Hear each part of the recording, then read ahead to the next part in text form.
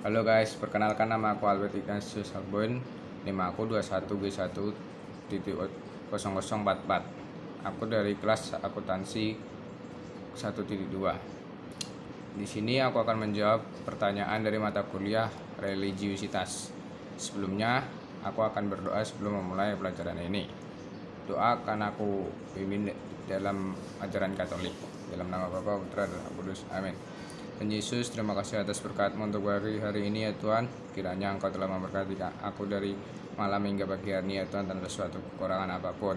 Aku mengucap syukur Tuhan atas berkat rezeki yang telah Kau berikan padaku dan keluargaku.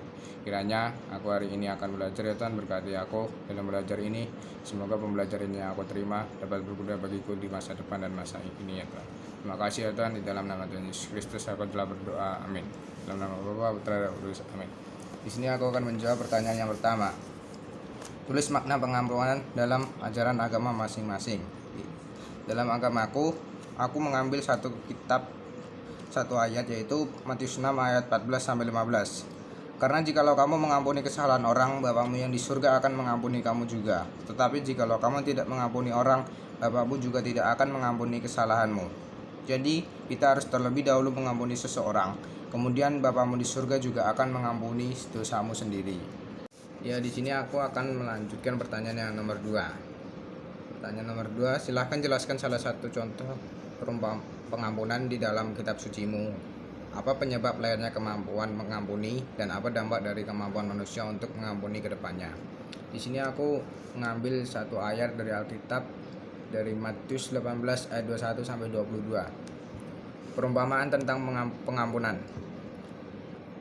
Ayat 18 sampai Matius 18 ayat 21. Kemudian datanglah Petrus dan berkata kepada Yesus, "Tuhan, sampai berapa kali aku harus mengampuni saudaraku jika ia berbuat dosa terhadap aku? Sampai 7 kali?" Yesus berkata kepadanya, "Bukan, aku berkata kepadamu, bukan sampai 7 kali, melainkan sampai 70 kali 7 kali." Dari situ kita tahu penyebab lahirnya kemampuan mengampuni ialah, kembali lagi ke dalam konteks Alkitab, yaitu ada tercatat di Alkitab, hukum kasih yang ada di Alkitab berbunyi, "Kasihilah sesamamu manusia seperti dirimu sendiri." Dan dampak dari kemampuan manusia untuk mengampuni itu sangat luas. Salah satu contohnya, bisa membebaskan manusia itu sendiri dari akar kepahitan, tidak terikat dengan dosa, dan pribadi yang diampuni dapat sadar diri dan memperbaiki diri ke depannya.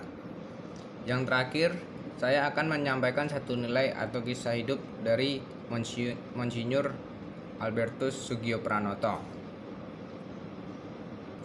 Di sini aku akan mengambil satu nilai dari Monsinyur Albertus Sugiopranoto, yaitu nilai toleransi.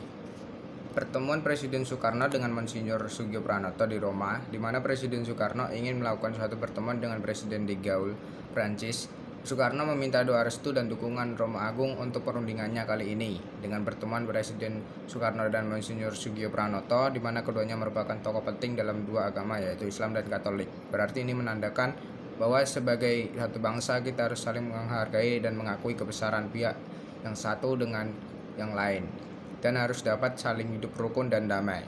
Dengan adanya nilai-nilai yang ditunjukkan oleh Monsinyur Sugiopranoto seperti toleransi, pantang menyerah, dan kebangsaan terhadap tanah air, dan Pancasila sebagai dasar bangsa Indonesia, Monsinyur Sugiopranoto mengajarkan kepada kita bahwa nilai-nilai itu merupakan sarana pemersatu bangsa, di mana kita harus memiliki prinsip kesatuan, kebebasan, dan kasih yang merupakan moto Monsinyur Sugiopranoto, yang dalam bahasa Latin berbunyi Necessaris Unitas in Dublis Libertas in Omnibus Caritas, yang diterjemahkan dengan arti dalam perkara yang masih bimbang haruslah ada kemerdekaan, dalam perkara yang perlu dan penting haruslah ada pemersatu, dalam segala perkara haruslah ada kecintaan, sehingga dapat menunjukkan bahwa kita harus dapat berubah dan melakukan sebuah revolusi mental dengan mengambil dan meneladani tokoh-tokoh besar seperti Monsinyur Sugiopranoto.